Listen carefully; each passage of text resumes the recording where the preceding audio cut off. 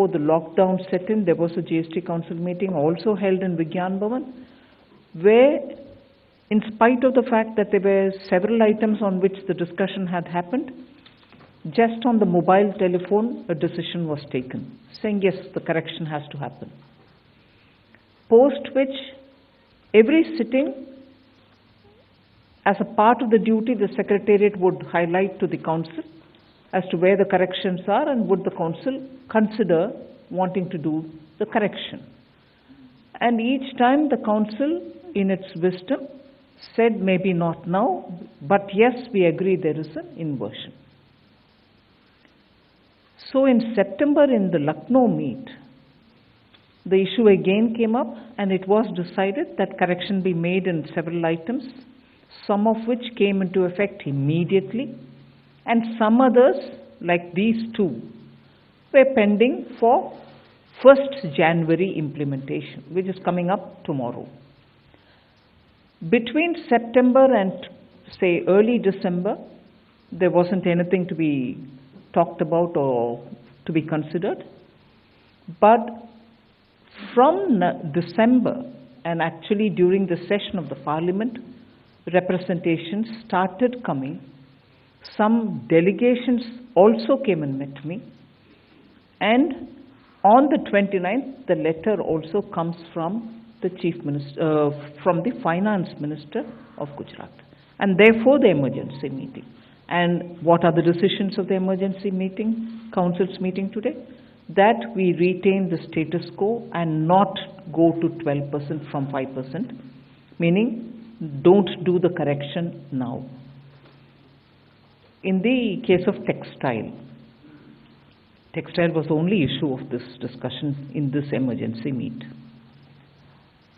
Then, because again it's a question of inversion, several ministers also spoke about what are the long-term ways in which the Council is going to look at correcting these kind of things, and also have a plan for revenue generation.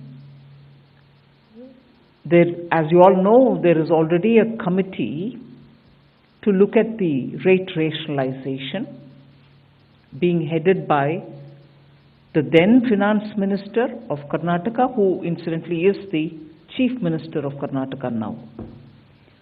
So under his convenership, there is a committee which is looking into rate rationalization, and it was decided today in the emergency meeting that textile again will be also put to the committee to review it along with the other items which they are anyway now reviewing.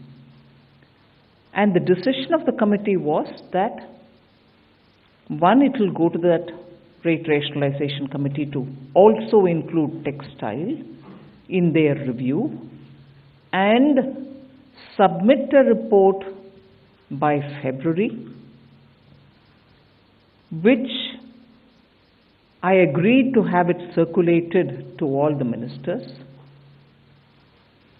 and post that to hold either end February or sometime in March, post that report coming, a council meeting in which the committee's recommendations and committee's report itself be discussed.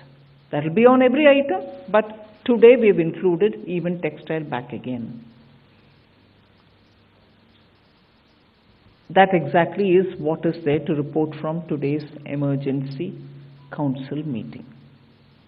Thank you. Thank you, ma'am. We'll now take questions. Okay, 120.